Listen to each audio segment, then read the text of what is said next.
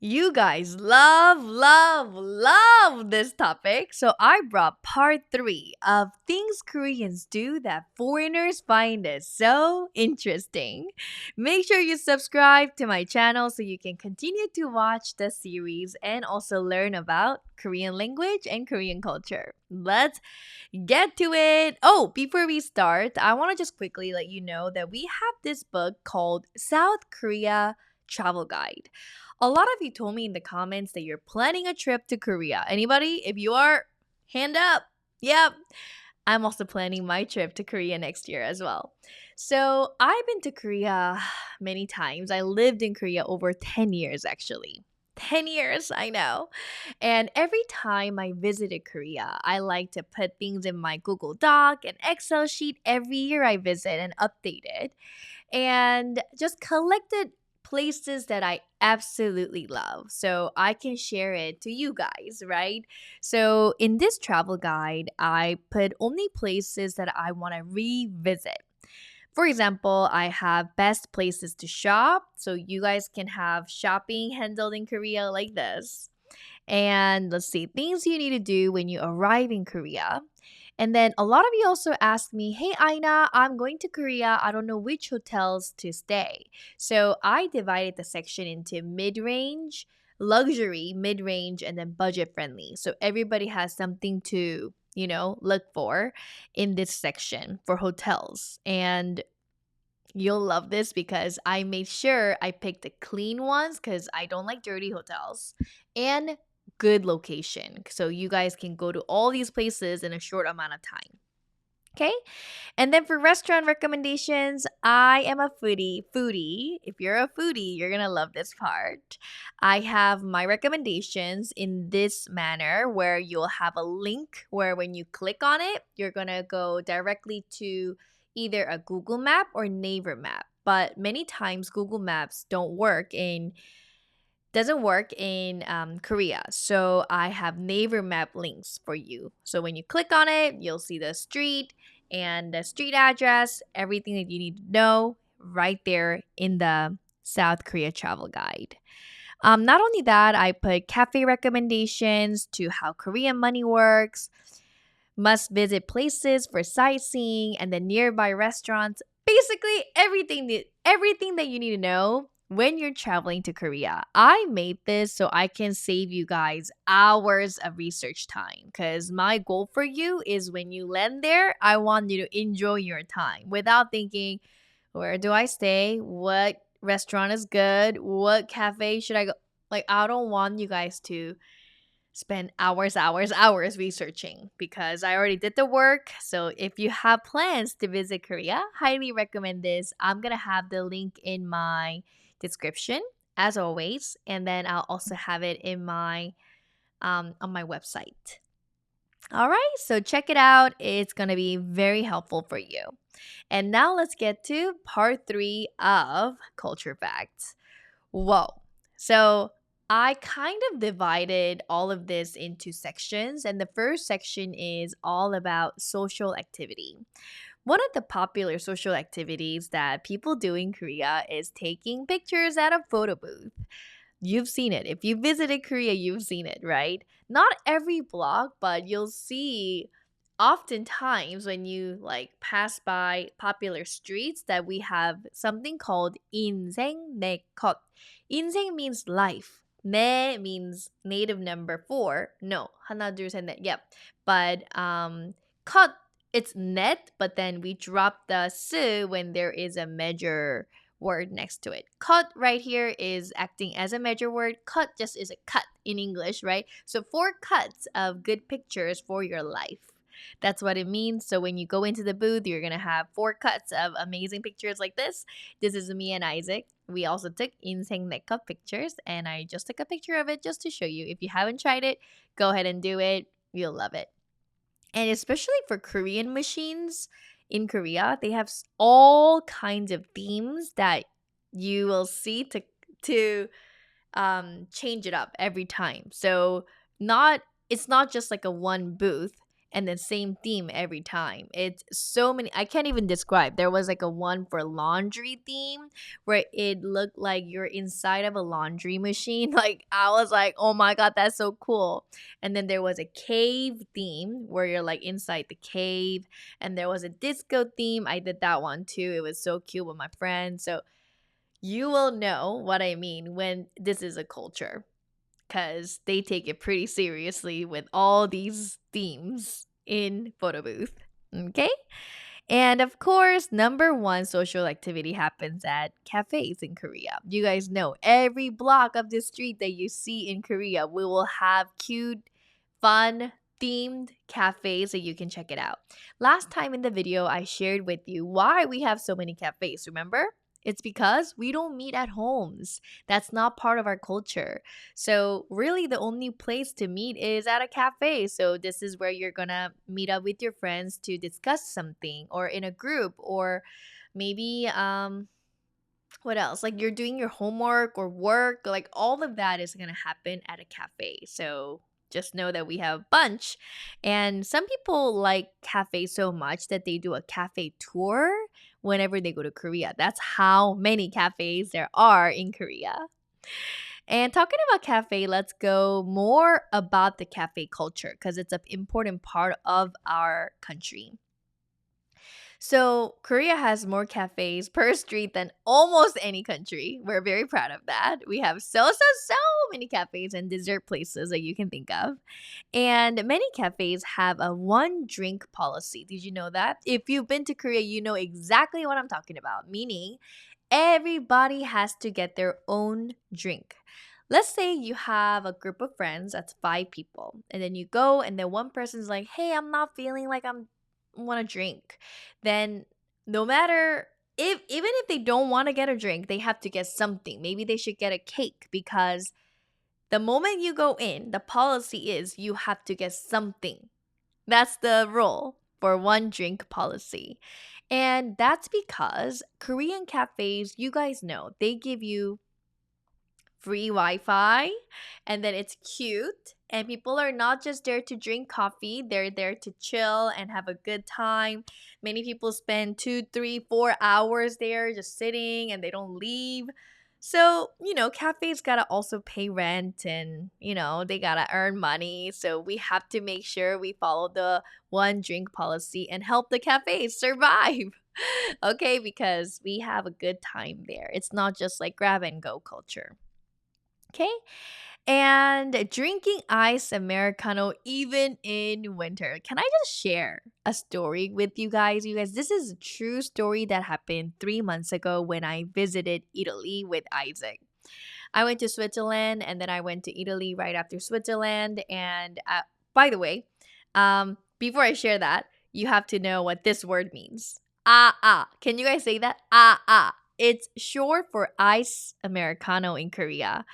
Ice Americano, right? Ice Americano. So in K drama, you're gonna hear 주세요, 주세요, oh yes. Like if they say stuff like that, that means ice Americano. Okay, sounds so cute and catchy. Now you know what they exactly mean in K dramas. So going back to the story. So it was a hot summer when I visited because it was 3 months ago, right? In August. Super hot. And I was like almost dying because it was so hot. And then we stopped by at a cafe and then I ordered ice Americano. And this is exactly what I said. "Hey, can I get one ice Americano?" And the clerk who was working there goes, "What? Ice Americano?" And I was like, "Yes, ice Americano." And they're like, "No, no ice." And I was like, it's really hot. Can you put some ice? Maybe like I'll put it separately. Can you give me a cup of ice and a coffee separately? I'll pour it." And he's like, "No ice and coffee. They don't go together." So I was really mind blown by different culture. So that's when I learned, oh, in European culture, it's not that common to drink ice Americano. It's not even in summer. Drink hot coffee because I honestly think, yeah, like when you put ice, when you put water, it's kind of watering down the taste. So it's, I guess, dishonoring the coffee. So I get it. I understand. I completely respect that. But just someone who grew up with I'm just like, oh, it's not even allowed to ask that because I shocked that person at a cafe. So I was like really culture shocked there in Italy. So I know those of you who are watching from Europe, you're gonna be like, yeah, I know. I don't understand why you're drinking you're dishonoring coffee. I completely get it. But we need some ice Americano in summer. Okay? Please forgive us. Okay, so let's move on to the next topic. Okay, when you're hanging out with your friends, another very popular place is meeting at Han River. Have you heard of Han River in Korea? Hangang. And then when you meet up there, it's also fun to get ramen. And then you have a little not carpet, what do we call that? Like a 돗자리, a little, what do we call that in English? My brain can't because I'm just speaking both. You put a 돗자리 and then you like sit down and then you have ramen together with your friends. That's how you vibe in Hangang. So I brought you guys a little video that I filmed when I was in Korea, where my friends and I were getting fried chicken and ramen at the nearby convenience store near Han River, and then we walked over to Han River and then we enjoyed our picnic. You ready? Let's watch the video together. You're gonna love it. This ramen making machine is so cool in Korea. You choose your ramen and they'll give you a bowl. I was honestly shocked when I saw this today. So you put the noodles and the sauce, and this particular ramen came with an egg. It's called chamge ramen, which I love. And then you simply put the barcode, and this machine automatically knows how much water to put in and how long it's gonna take. Isn't this so cool? By the way, this is a convenience store near Han River, but you can find this in so many convenience stores in Korea. Then we had to go get a spot in the park near Han River. And you guys, this was such a vibe and so yummy. It just hits different when you eat anything at the Han River. Try it yourself. You'll know what I mean. Whether you're eating ramen or ordering chicken from your phone, like it just hits different. It's so romantic and memorable, I would say. Um yeah, so try it yourself when you go visit Korea. Han River it is. Moving on to the next section, which is dating culture. I wrote that with my hands just so you guys know that there's a transition. So, right now it's November, right? As of today, it's November 25th when I'm filming this. And I thought it just matches perfectly because we're in the month of November, Pepero Day. And if you're like, what is Pepero Day? Pepero is our Korean word for Pocky stick. You grew up eating that too, right? But we call it Pepero. And November 11th, it looks 1111, so it resembles Pepero. So then, lovers and friends, we exchange Pepero to each other to celebrate that day. And it's actually a really big deal. It's not just like a cute little day. Big deal. When you are in Korea, you're gonna see when it's coming, when the Pepero Day is coming, like that week of Pepero Day, every vendor in the street, they'll be selling Pepero because it's a big, big culture thing to celebrate Pepero Day. I remember always exchanging Pepero at school, middle school, high school, everywhere because it's a big, big thing in Korea. Okay?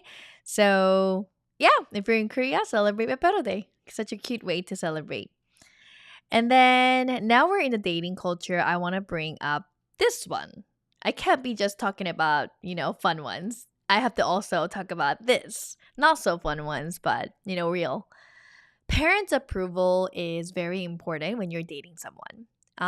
So I think because of that reason, some couples keep it secret and some couples stress out about it. And when your parents disagree with you and who you're dating, it's hard.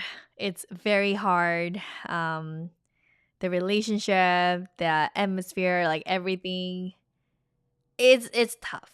Okay, so you watch some K dramas, and there is the dramatic scenes of like where they don't disagree. Sometimes it's to that extent where it's that dramatic. Okay, depending on the parents and the personality, right? How they express themselves, how they get angry, like they're all different. But just know that, like, I know in American culture, like even though parents don't agree with you, like you'll still date, and it's not as important. I'm not saying it's not important, right? But in Korea, very heavy focus on getting the parents' approval. Okay. So just I want you to know that's that, and because of that, K dramas reflect that, and now you understand. Right? Okay, so some of you in the comments told me, "Hey Aina, can you share a little bit about drinking culture and work culture?" So I thought it would be fun to bring some too, because you're already seeing so many K dramas and they're all like at work. The setting of the drama is at work, and you've seen many of them. So I'll share a little. So many companies will have company dinner. In Korean, we call that 회식. Can you say that? 회식, 회식, 회식. So you're learning language and culture at the same time because they're really together. They go together. So many companies have 회식 not only on special days like Christmas, Thanksgiving, Chuseok. I'm not talking about that. Once a month. Without any special occasion, they'll have 회식. It comes from collective culture that we have in Korea, right? So it's like, okay, we work so hard, let's go 회식 today. So that's how it goes. And when you do your 회식, we have rounds like first round 1차, let's go dinner, and then second round 2차, let's go to a bar or pub, and then we have third round 3차, let's go 노래방. That's usually the order.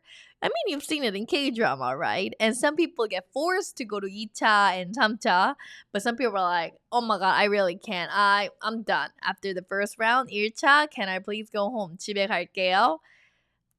Depends on, the, I guess, person, but that's how it's usually how it is for 회식. And then many of you are curious about this one, turning away when drinking in front of elders. So you're drinking, you're having a dinner together, and then because the person in front of you is older, you are going like this. So this is your cup, let's pretend, and then instead of showing the bottom of your cup like this, you're turning away, so you're going like this. And that way, it just shows respect. I'm not saying disrespectful if you drink like this, but I think it's a very cultural thing. It's like better than this if you like kind of turn away and drink it. It looks more polite, right? Looking wise. So that's just the norm, how everybody turns away if you're in front of the elders. Okay? And drinking culture, I wrote here small font, used to be mandatory at work dinners. So imagine if you don't drink, like you were forced to do it. That's not a good feeling. So I know for a really long time it was like that, and then not anymore. Thankfully, not anymore. I heard the work culture and then the drinking culture is changing a lot as young people are voicing up how it's not okay to force me to drink. So that's changing. So thankfully, it's not mandatory now for many, many companies, hopefully all. And number 13, we're at the drinking and work culture. So I want to share a little bit more. Pouring drinks for others with two hands, very important. So in the last video, last video, I think the first culture part 1, I shared how when you're giving something and receiving something, you gotta use two hands, not just one hand. And that's a sign of respect. And when you're pouring a drink too, this is how it happens. I want you to see how I do it. This is weird, like using two hands. So instead of that, you would use a hand, and then one hand is supporting your wrist like this. So that way, you're kind of pouring with two hands. but it's like supporting the other hand too. So this shows that you're giving with two hands, and again, this shows respect. Okay? And also, never pour your own drink because other people will pour it for you. And if you're asking who pours first, elders usually pour first to the younger, and then younger one pour it to the elders after. Okay, not just about drinking. When you're eating, older people usually eat first. But it's not like, hey, I'm older, let me eat first. No, it's not like that. It happens very naturally, right? So you have nunchi. Nunchi is just the ability to read the room. Okay? So if people say, oh, nunchi 있다, you have nunchi. Right? So you're like, okay, that person they're eating, okay, they grab their spoon, okay, they had their first bite, and then let's eat. In your head. You're not really explicitly saying that, but at a table, you just like have nunchi and figure it out. And many times people will say things like 잘 먹겠습니다, like as a cue to say, hey, let's eat all. Like we're ready to all eat. But even then, the older people usually eat first at the table. Okay? And then I have two more culture facts, and I categorize it to others because I didn't know where to put it. Okay, so the first one is when you're sick, we're not eating chicken soup here in Korea. We eat rice porridge. And in Korean, we call that juk. Can you say that? Juk. Yeah. You boil rice and then it gets very mushy and very comforting, and that's porridge, right? So when you're sick and your stomach cannot digest that well, you eat juk. And it's not just white rice juk. There are many kinds of juk. There's chicken juk, there's like carrot juk, there's yache juk, like veggie juk, all kinds. So you can, in Korea, there's like a special restaurant for just juk. Can you believe it? Yeah. I actually really like that place. It's called Ponjuk. And there they specialize in giving you porridge, different kinds of porridge. So you can check it out when you feel sick and when you're feeling very Korean. And lastly, we have, all right, this one. Never in American culture this will happen, but in some Korean restaurants, when you go in, you're gonna sit on the floor. No chairs, just on the floor with a little cushion. And that's a native Korean way of eating back in the days. So, in a Korean, very traditional Korean restaurant, you're gonna notice that you're sitting at the floor. And I feel like it just creates that family vibe, to be honest. So, I like it. I like some restaurants that do that. I'm like, okay, let's have a family style where we all sit on the floor and have a family time together. Okay, so don't be shocked if you see restaurants and you're like, hey, sit at the floor. Okay, so that wraps up another 16 culture facts of Korea. Did you find it interesting? Which one from today did you find it most interesting? You let me know in the comments because I read all your comments. Wow, wow, wow. And also, as I said in the very beginning, if you're planning a trip to Korea, you can check out my South Korea travel guide that has literally everything like restaurant recommendation, hotel recommendation, cafe recommendation, best places to shop, and must visit places for both Seoul and Busan. Alrighty, so with that, that is it for me for all culture facts part 3. If you'd like to see part 4, always let me know in the comments and I'll see you next time. Thank you for watching and always enjoying my videos.